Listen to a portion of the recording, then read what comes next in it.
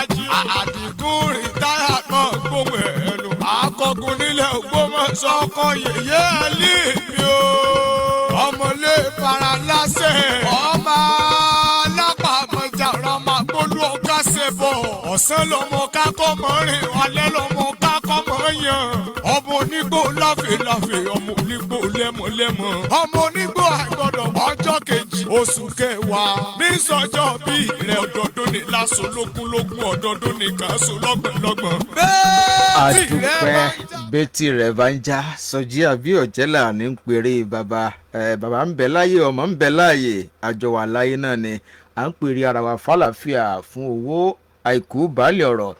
Àdúpẹ́ orúkọ tèmi ní Sọjí àbí Ọ̀jẹ́là Ògbómọ̀ṣọ́ la wà lè tó tẹ̀ ń gbọ́ lọ́wọ́lọ́wọ́ bí ẹ ṣe ń wò mí ní Facebook live ní Sọjí àbí Ọ̀jẹ́là. Mo sọ ní ọ̀sẹ̀ tó kọjá wípé mo fẹ́ pàtẹ ìkíni pàtàkì fún ọ̀kan lára olú ọmọ Ògbómọ̀ṣọ́ pé mo fẹ́ pàtẹ ìkíni pàtàkì. Ìdí tí wọ́n sì fi pàtẹ ìkíni pàtàkì òun ni wípé ẹni náà ṣe pàtàkì sí mi, ó ṣe pàtàkì sẹ́yìn tẹ̀ ń gbọ́ mi nílé. Ẹni náà ṣe pàtàkì sí gbogbo ọmọ Ògbómọ̀ṣọ́ pátápátá porogodo. Ìdí nù tí mo fi gbọ́dọ̀ ṣe àyẹ́sí lọ́jọ́ tòní. Àwọn olórin pọ̀ nílé agbára ṣùgbọ́n méjì náà ní ń fún láàyè nínú wọn. Kínìdí èmi ń kọrin, Ọpẹ́ náà ń kọrin, Treasure ń kọrin, Ìmọ́lẹ̀ ń kọrin, ọ̀rẹ́ wa ń bì náà ń kọrin. Àwọn tí ń kọrin pọ̀, sẹ́ni tí èè kọrin báwa ń kísìnì á máa kọrin, báwa ní oko á máa kọrin. Ṣùgbọ́n lónìí kékeré ọdẹ ọkọrin orin ìbílẹ̀ fún Akọgun. Bẹ́ẹ̀ pẹ̀lú èèyàn kan bẹ́ẹ̀ ní agbára tí ń fẹ́ kó kí ara lé ṣùgbọ́n kó tó kí ara lé tí ó sì dárúkọ rẹ̀ fún wa. Jẹ́ kí n kí Akọgun gangan tí wọ́n ní ètò yìí tí wọ́n gbé tòye kalẹ̀. Akọgun tìlú Ògbómọ̀ṣọ́ ọmọ alápàmọ́jọranù bara aláṣẹ ni wọ́n sì fa òun láti bí wọn. Àwọn ni wọ́n ní ètò tí ẹ̀ ń gbọ́ lọ́wọ́lọ́wọ́ Ògbómọ̀ṣọ́ la wà. Àwọn ni chairman fún Sean Job Creation Empowerment Committee. Àwọn ni president fún Ògbómọ̀ṣọ́ Descendant Development Association. Àwọn ni aláṣẹ Àyọ̀ká Foundation. Bẹ́ẹ̀ pẹ̀lú financial member ní wọ́n jẹ́ ní Recreation Club ní Valiant Club wọ́n wà ń bẹ́ẹ̀ náà. Bẹ́ẹ̀ ni wọ́n wà ń bẹ́ẹ̀. OCC ìpàdé àwọn àgbààgbà ìlú Ògbómọ̀ṣọ́ nù. Bẹ́ẹ̀ ni àwọn àròtọ́ pọ̀ tọ́bẹ̀ kì í dànù lórí rẹ̀. Ara wọn ni wọ́n jẹ́. Bẹ́ẹ̀ ni àwọn lakọgun fún gbogbo ilé Ògbómọ̀ṣọ́. Wọ́n wá ní màmá kan tó fáìn gan, màmá mi ẹlẹ́ wọ́n ń tọ́jú wọn gan ni. Ẹ wo mo dúpẹ́ lọ́wọ́ Akọgun o, mo dúpẹ́ lọ́wọ́ Akọgun. Wọ́n sì máa ń sọ ìdí tó mi dúpẹ́ lọ́wọ́ Akọgun tí mo fi ya ọjọ́ òní sílẹ̀. Johnson Adégbóyèga dúpẹ́ ṣeun tí ń wà lórí Facebook live. Ẹ mọ̀ share rẹ̀ kalẹ̀ kako. Mo dúpẹ́ gan ni. Ẹ jẹ́ kí n dúpẹ́ ní ọwọ́ Àrẹ̀mú Olúṣẹ́gun Kútì ASK yẹn kúkúrú tí pẹ̀rin tó gùn ránṣẹ́ oníṣòkòtò péńpé tìṣẹ̀lẹ̀wọ̀ ẹ̀tùrí ẹ̀rẹ́. Bẹ́ẹ̀ ni PRO fún dídè ó náà ní secretary fún Sean Job Creation Empowerment Committee. Ẹ máa ń wà ní Facebook live ẹ̀rí tó jókòó tó wọ kóòtù pọnpọn àjọ wà ní agbára ni ṣùgbọ́n kò sí níbí nínú àwòrán lẹ́ẹ̀tì máa rí. Mo dúpẹ́ gan ni. Òun náà tún ní PRO fún ODD káàkiri àgbáyé. Ipò pọ̀ alágbára ni, amòfin ni, agbófinró ni, asòfin ni, adótòfin ni. Adúpẹ́ ASK wájúwájú báyìí òun lá máa lọ o. Mo fẹ́ dá àríyálẹ̀ ní rẹpẹtẹ. Mo fẹ́ dá àríyálẹ̀ ní rẹpẹtẹ. Tó bá di òru aago 12 mọ́júmọ́ Wednesday ọjọ́ kejì oṣù kẹwàá ni wọ́n ti àwọn fídíò kan àti orin kan sí gbòòrò ayé. Àyè tẹ́ ẹ ti kọ́kọ́ ta fi wọlé bí ajó bí ewé ọmọ Ògbómọ̀ṣọ́ náà ló ṣe jòsí lórúkọ rẹ̀ jẹ́. Mo rí e níbi kan jò ní ìní tọ ìwọ náà wàá lo ẹ̀bùn rẹ kí agbọ́n tó lè ṣe ìbáwọ́ lónìí ṣùgbọ́n wọ́n wà ńlọrin ó tó ti lọ pawó ń bẹ̀. Àdúpẹ́ èèyàn mi súnmọ́ wájú. Orúkọ tiyín ti jẹ́ o. Orúkọ mi ni Akínọlá Rótìmí Olúwaṣeun tí gbogbo èèyàn ń pè ní Mr. Africa. Mr. Africa Akínọlá Rótìmí tí ọ̀pọ̀lọpọ̀ mọ̀ sí Africa. Bẹ́ẹ̀ni. Mr. Africa. Bẹ́ẹ̀ni. Iṣẹ́ orin lẹ gbé lọ́wọ́ àbí? Bẹ́ẹ̀ni o. iṣẹ́ orin ni mo gbé lọ́wọ́. ọjọ́ ń bọ̀ tá a gbà yín láàyè tẹ́ sọ nípa ara yín ní kíkan. All right, sir. Ṣùgbọ́n ẹ ṣe orin fún ọjọ́ ìbí Akọgun abẹ́ẹ̀kọ́. Bẹ́ẹ̀ni. Bí àwo méjì bá pàdé ara wọn máa ju kẹsíra wọn yẹturu àbúrò sábòmí ní àbí. Bẹ́ẹ̀ni. Ṣùgbọ́n àǹtí mi gangan. àǹtí rẹ gangan ẹjọra yín náà ọkàn mọ fọ pàǹtí ẹ ni. mo lè pọ̀fọ̀. àbó ògbégbó Olódùmarè. àǹtí mi fọ̀fọ̀ lẹ́ẹ̀kan ó tó lọ. kan tó lọ àbí. so mo níwèé ọ̀fọ̀ lọ́wọ́. kò gbé lọ́rùn àbí. gbé lọ́rùn. kò gbọ́fọ̀ lọ́rùn àdúpẹ́.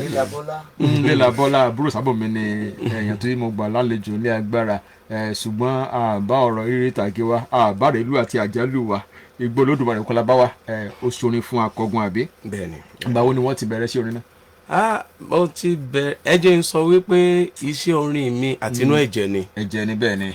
so but officially mo bẹ̀rẹ̀ sí orin ó ti lé ní 30 ọdún báyìí. 30 ọdún ọjọ́ orí jẹ́ náà tó bí mélòó kan bí. a dúpẹ́ lọ́wọ́ Ọlọ́run nígbà tí ó bá di ọdún tí ń bọ̀ máa wọ wàsó. àdúpẹ́ wàsó bí a jẹ́ pé bí ogún náà lẹ ti bẹ̀rẹ̀ náà ẹ kú iṣẹ́ àmọ́ tẹ̀síwájú.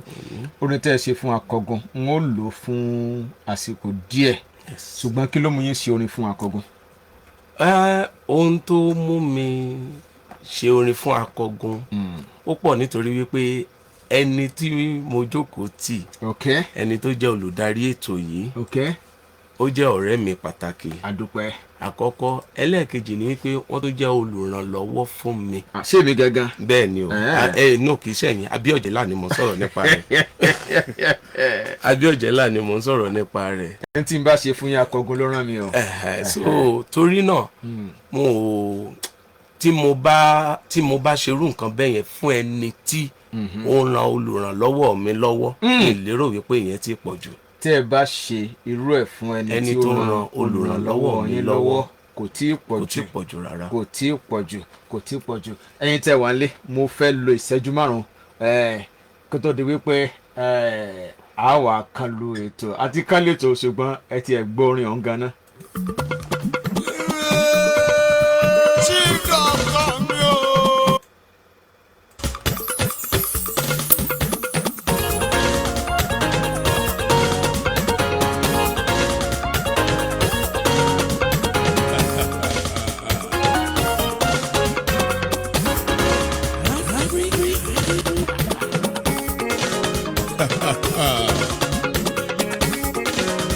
Today, we're celebrating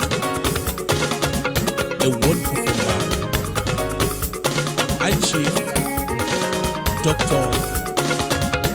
Air Vice Marshal Jacob Bolaji Adigun retired, the Akọgun of Ogbomosoland.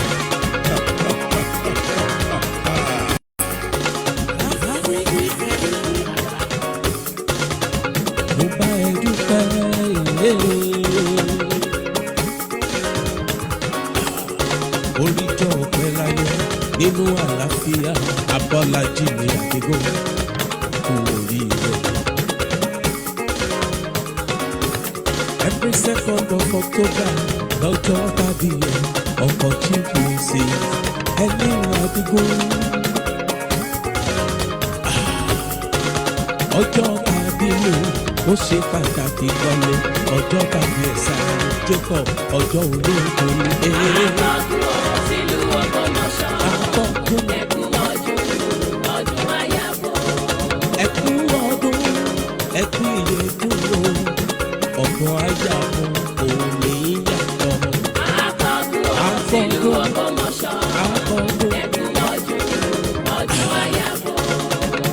ọdọọdún ní pèrègùn ọdọọdún ló ní màrìwò ń sàsọ lọ́lá ìlẹ̀dùn láàrin àbáwọn òbí àkóláyé.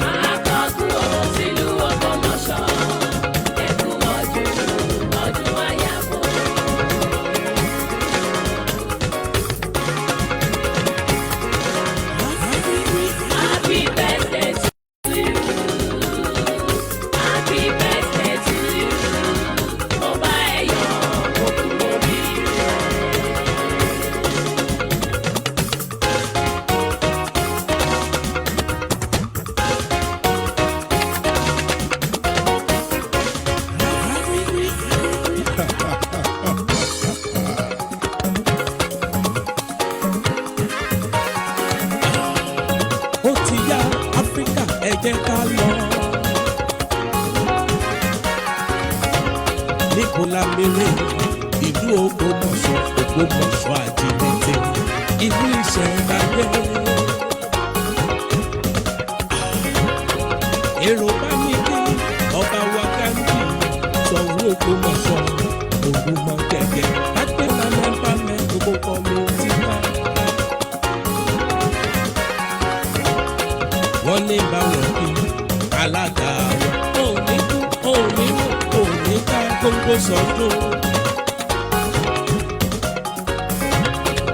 Ayọ̀ká foundation.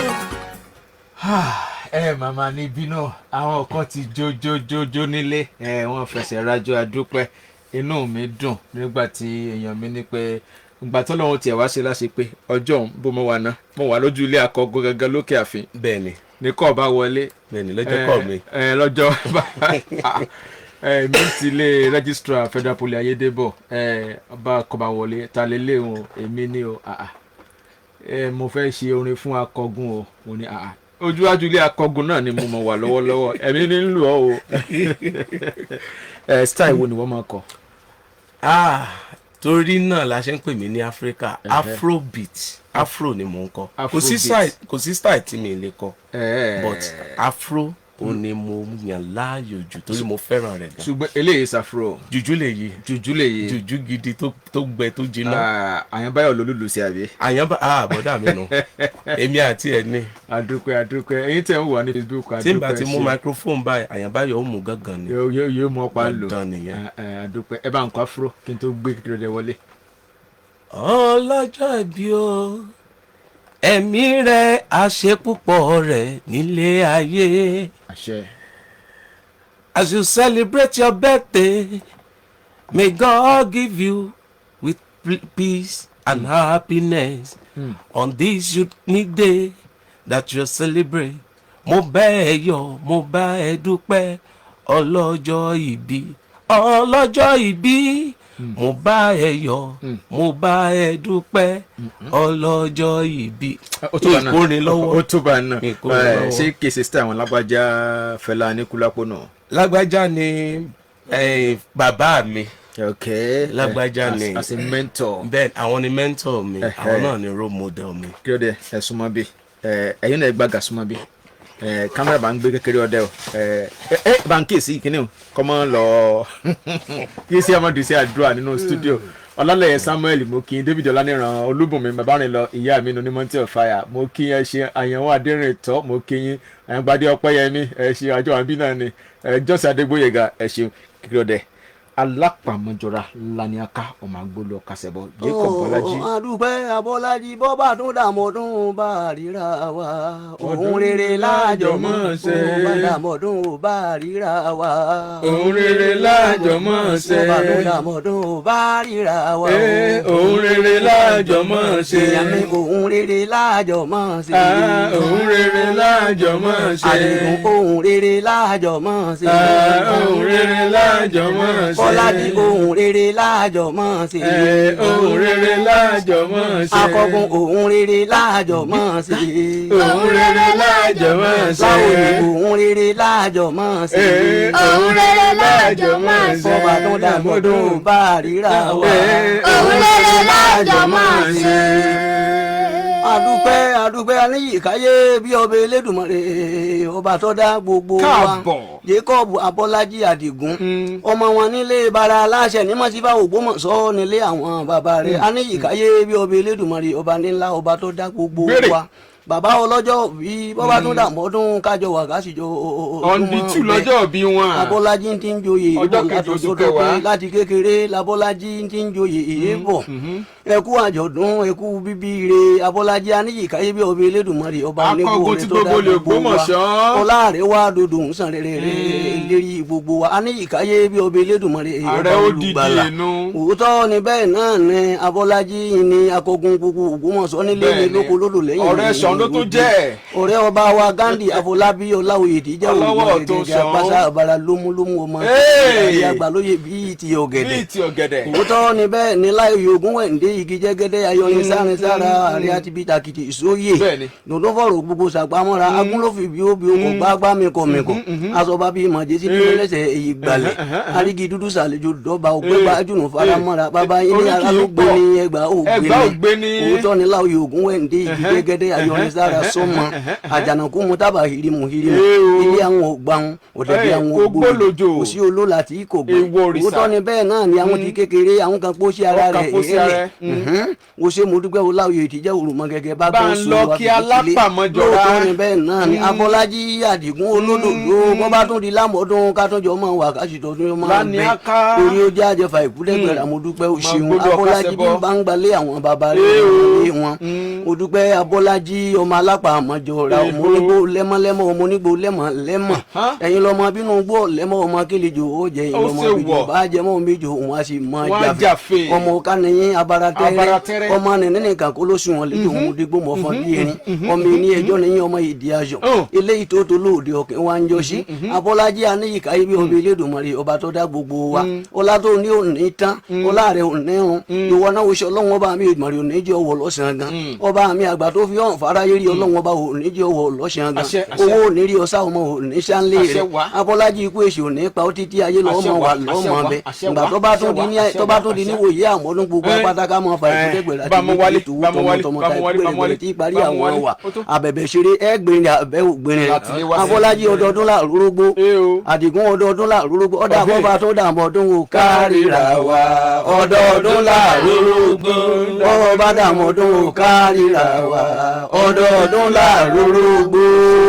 ṣeun adúpẹ́ ẹ jẹun sáré sọ nǹkan kan kékeré nípa Akọgun tó bá di ọjọ́ Wednesday ọjọ́ kejì oṣù kẹwàá ó ní ọjọ́ òbí wọn kì í ṣe pàǹsẹ̀ pàtí o èmi ló kàn wù lọ́kàn láti ṣàpọ́nlé ẹni tọ́lọ́ ń lò láti ṣàánú fún mi nílé iṣẹ́ rédíò yìí náà mo ti bẹ̀rẹ̀ sí ní máa pèdè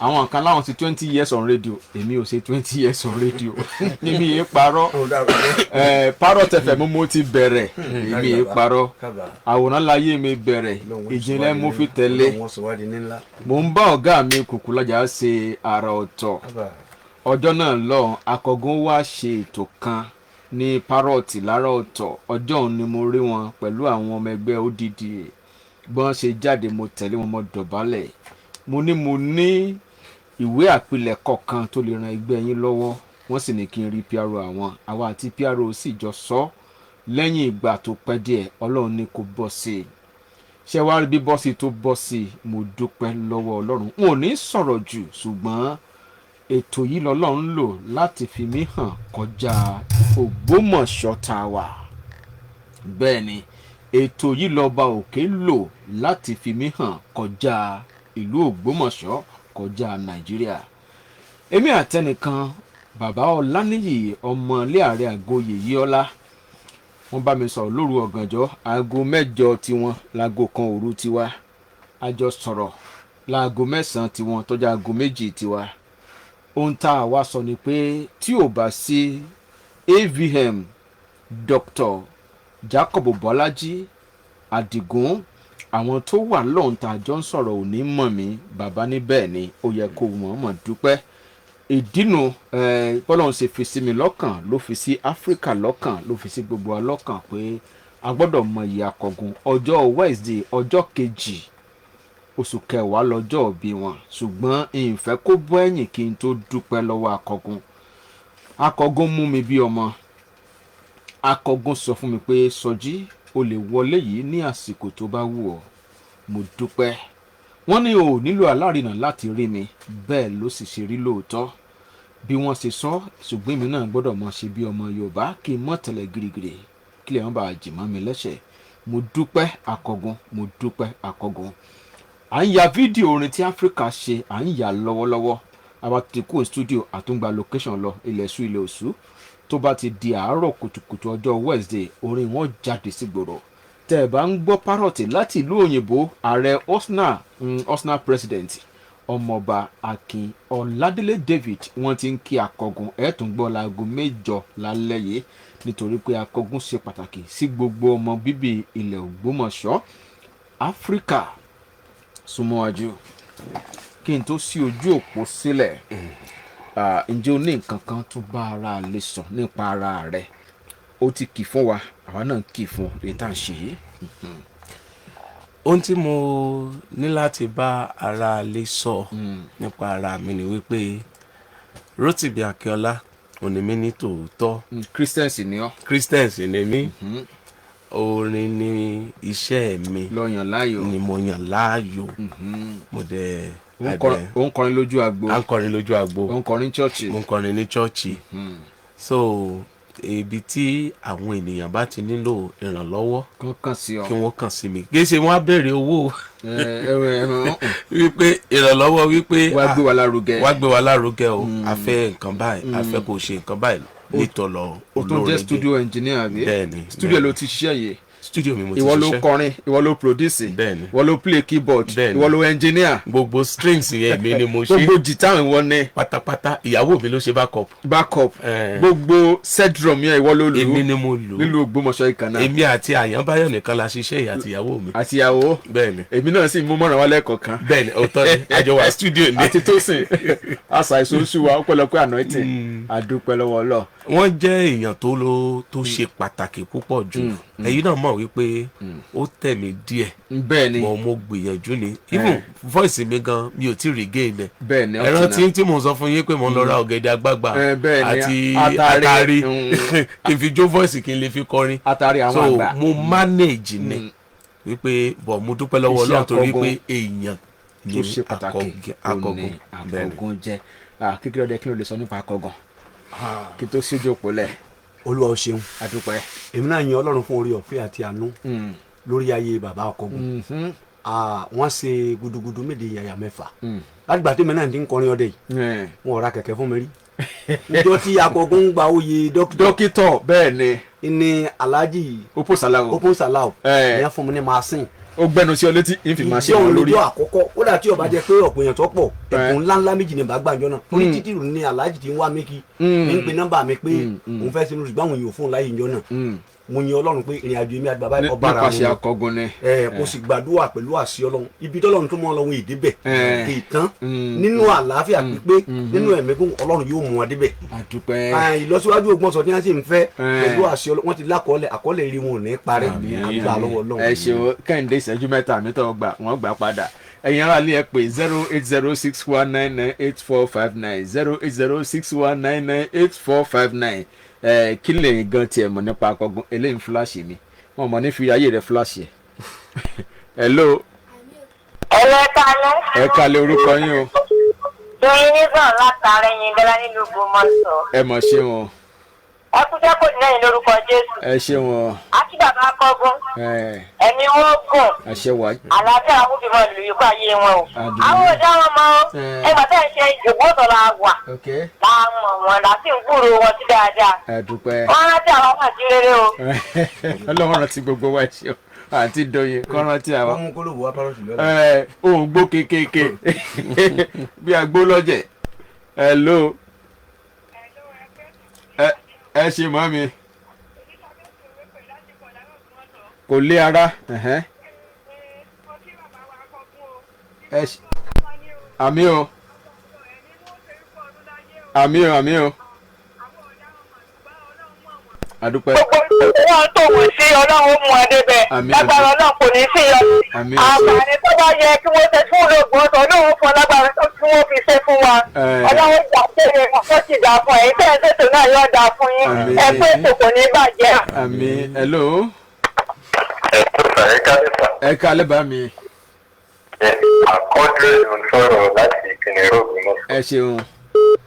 Ìsàìpé tó sà. Adúpẹ́ sà. Ìta tí bàbá Akọgun sà wọ́n kọjọ́ bí. Ọjọ́ Wednesday lọ́jọ́ bí wọn. Ìgbọ́dọ̀ ọdún kan ní ọjọ́. Àṣẹ wọn dúpẹ́. Ẹ ṣeun. Ẹ jẹ́ ń gbé pè méjì sí ọmọlọ́lé. Hello. Ẹ ṣeun o. Ẹ ṣeun o. Ẹ ṣeun o dúpẹ́ dọ̀kí. àṣẹ ẹ ṣeun mo dúpẹ́ o. ẹ ṣeun adúpẹ́ o ẹ ṣeun adúpẹ́. iṣẹ́ ń lọ lọ́wọ́lọ́wọ́ hello. ẹ pa rédíò yín o àbí kí ẹ sọ yín. hello. ẹ pé tòkò ní rẹ̀ yìí o. àmì ẹ ṣeun. bàbá sọlá ni láti rẹ̀ sá pa. ẹ ṣeun báńkì Akọgun ẹ kú ọjọ́ bí o. mo kì í o àkùmọ̀rọ̀ ọjọ́ bí o. ẹ ṣeun. ọ̀pọ̀dún lẹ́sẹ̀ láyé o. àmì èyí ọ̀wá ní jáse mọ́ o. àmì o àdáná o ẹ mọ̀ wá lè mi àdáná. hello. orúkọ mi nàìjíríà gàtúṣù láti ní kókó Ògbómọ̀ṣọ́. ẹ ṣe mo dúpẹ́ o. ẹ kú ètò. ẹ ṣeun o. ọlọ́run ẹ sì kú múra ọjọ́ bí o. ẹ ṣe àdúpẹ́ àdáná o. ìgbẹ́rẹ́ ọdún kan ni o. àbọ̀ náà dájú lórí o. àmì ẹ ṣeun o. ẹ kò jí wọn náà pàdé o. ẹ ṣe mo dúpẹ́ ẹ ṣe mo dúpẹ́ ẹ ní gbé ìpè mọ́ ọ̀rẹ́ mi dá mi lóró mọ́dọ́rẹ́ mi lóró oró di méjì nù ẹ jẹ́ kí àwọn tí sọjọ́ bí òkè bá mi ọ̀làlẹ́yẹ Daniel Láre sọjíbo ló ń lọ yìí bẹ́ẹ̀ ni Láre mo kí wọn ọjọ́ 23 oṣù kẹsàn-án lọ́jọ́ bí wọn bákan náà Alábí Olúṣọlá Adékúnlé on the 25 lọ́jọ́ bí tiwọn so gbogbo àwa yòókù fún ọ̀sẹ̀ tí ó wà tá a wà yìí ń mọ̀ ṣe ní ọ̀sẹ̀ tí ń bọ̀ láṣẹ Elédùmarè a fẹ́ ṣe nǹkan kan fáwọn opó ìmọ́lẹ̀ àbí ọ̀jẹ̀là ọjọ́ kejì ọjọ́ birthday Akọgun ó ti fọ́ sí aṣọ Gandhi lọ́wọ́ àdúpẹ́ mo kí ọ̀kàndé ó ṣe mo dúpẹ́ o lẹ́yìn ètò ẹ lè pè mí ń sì bá yín bá Áfíríkà sọ̀rọ̀ ẹ pè mí ń bá yín bá Áfíríkà sọ̀rọ̀ mi mọ́nẹ́jà rẹ̀ 07032880939 oníkẹ́ pè mí sí lẹ́yìn ètò 07032880939 Ògbómọ̀ṣọ́ la wà odùjọ́ mẹ́jọ àlàáfíà. AVM Jacob ti jẹ́ Bọ́lájí Àdìgún rìtáyà náà gbóhùn ẹnu Akọgun nílẹ̀ Ògbómọ̀ṣọ́ ọkọ yèyé ẹlí mi o ọmọlé fara lásẹ̀ ọmọ.